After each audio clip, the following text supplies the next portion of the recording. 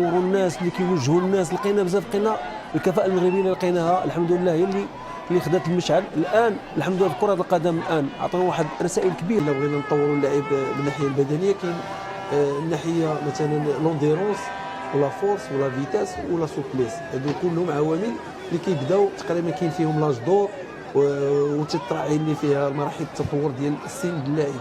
ان مثلا كتوصل لواحد لاج صافي ما تبقاش كديفلوبا، كتولي هي لو مانتيان ديال لي زاكي. تقريبا مثلا اللاعب اللي تيكون سريع راه تيكون سريع في واحد لاج وتيبقى خصو يتطور، خصو مازال. دونك شوف شي اكاديميه محمد السادس اللي انا مشيتي لها غادي يعجبوك بزاف ديال الحوايج، من الملاعب من التغذيه من المدارس ولاعطاء مالي قيصر. غنشوفوا حتى العمل اللي كان دار لاريات واحد الوقت تما لما جاب الطيرين. صحيح انا في الاول تعطلت شويه النتائج، ولكن هاد اللعابه لي موان 12 لي موان 14 موان 16 موان 18 وصلوا وحدين منهم للمنتخبات الوطنيه.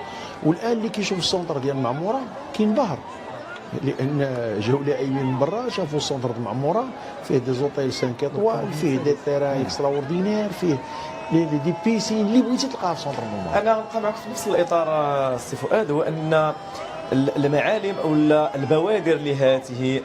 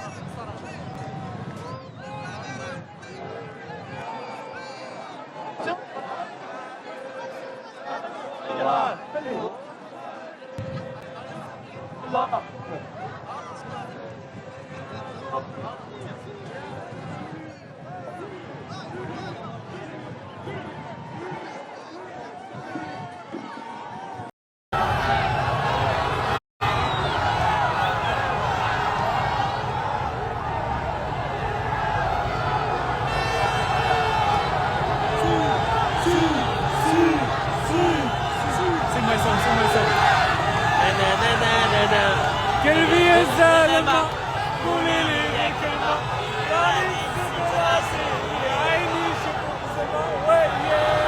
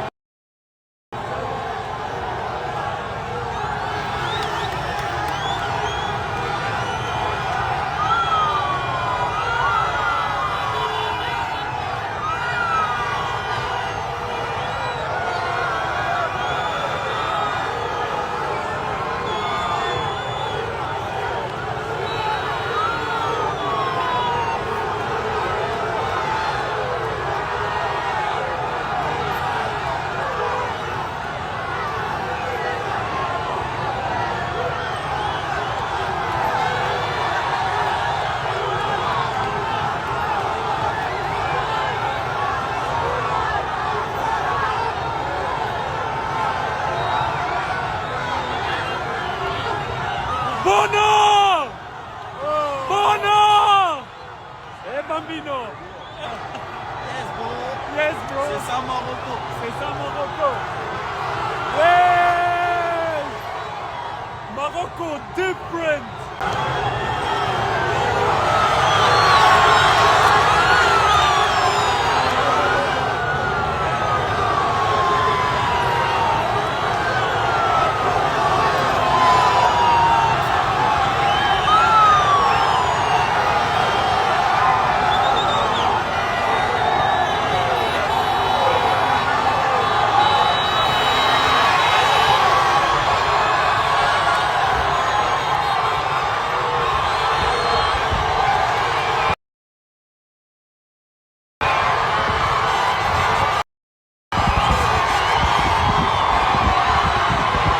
إلى العاصمة المغربية الرباط نشاهد آلاف من المواطنين المغربيين يحتشدون على جوانب الطريق لإلقاء التحية على لاعبي المنتخب الذين حققوا نتائج مشرفة في مونديال قطر 2022.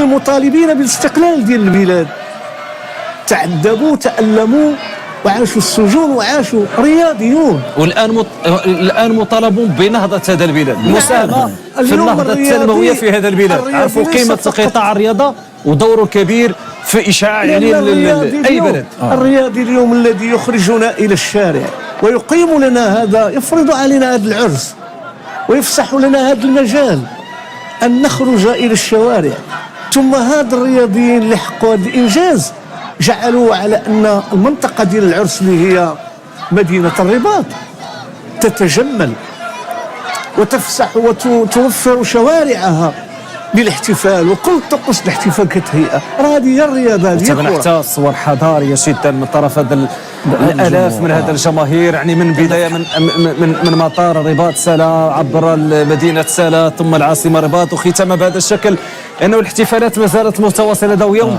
يوم التتويج، الاحتفالات اللي عشناها طيله ايام المونديال بعد انتصارات المنتخب الوطني المغربي. ما نساوش كذلك يعني تحيه والتقدير والشكر ناس ديال الامن الوطني، قوات المساعده، الوقايه المدنيه، يعني الشكل الاحترافي تدبير هذه المسيره بشكل دائما يليق بصوره هذا البلد على مستوى الامن والامان، وكذلك ارتباط حتى بحدث كاس العالم والطاقات الامنيه المغربيه والدور ديالها الفعال في انجاح مونديال قطر في 22. لذلك قلنا نحن ابناء هذا الوطن نفتخر سواء داخل وخارج ارض الوطن. هي في الحقيقه مسيره مستمره،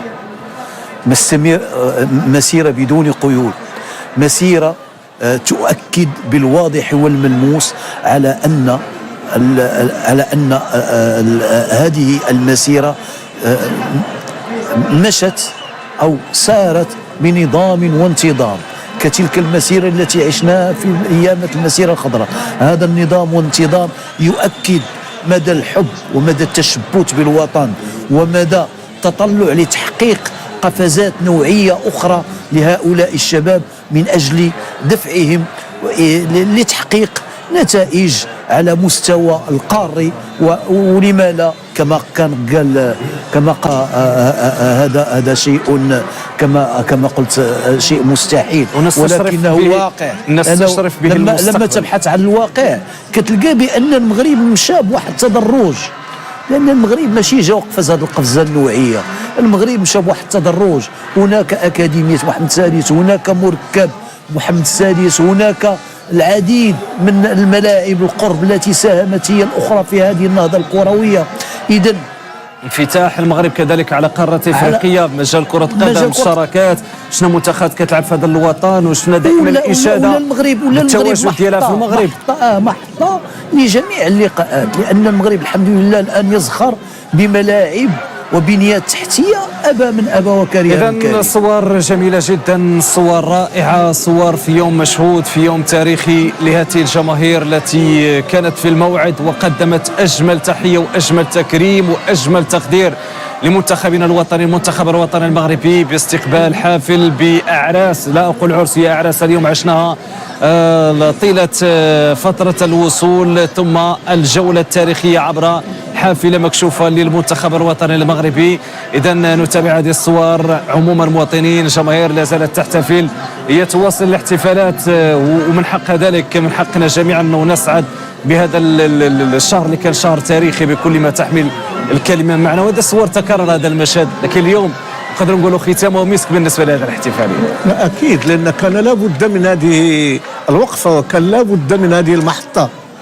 هذه محطه امل الشعب المغربي في الرباط وحتى في المدن الاخرى ان يخرج كما خرج في مجموعه من المباريات منتشيا بالفوز ومنتشيا بما تحقق. اليوم وبعد الختام خرج عن بكرة أبيه وبكل تلقائية وحب، خرج ليستقبل هؤلاء الأولاد ليشكرهم وليعبر عن ما يخالجه من وفاء ومن امتنان.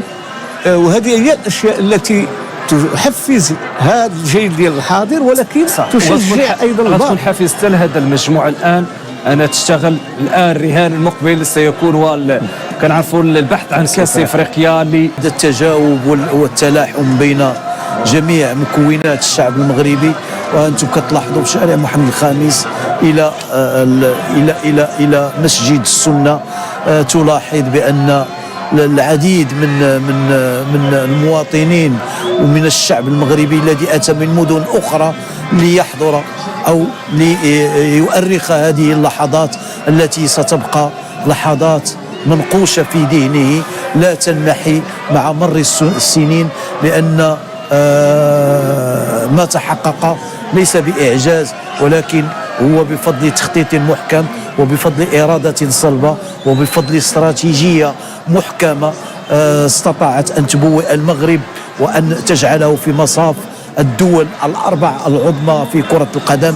وعلينا أن نفتخر بأننا مغاربة، فافتخر يا مغربي، فهذا يومك وهذا عرسك، وافتخر يا أيها اللاعب، وهذا منتخب بلادك، وهذا منتخب بلادك.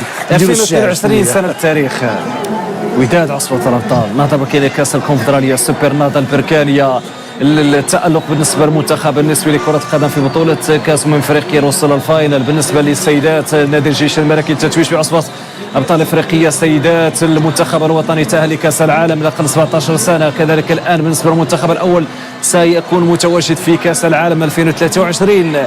هذه النهضة كروية استثنائية تبعث للتفاؤل للبحث عن مزيد من الإنجازات. المزيد، لأن هناك العشرية الأخيرة. كذلك ما ننساش المنتخب الوطني القصار القامة التألق ديالو كذلك، وكان مثل المغرب خير تمثيل في كأس العالم. الأطراف داخل القاعة ومبتور الأطراف صح.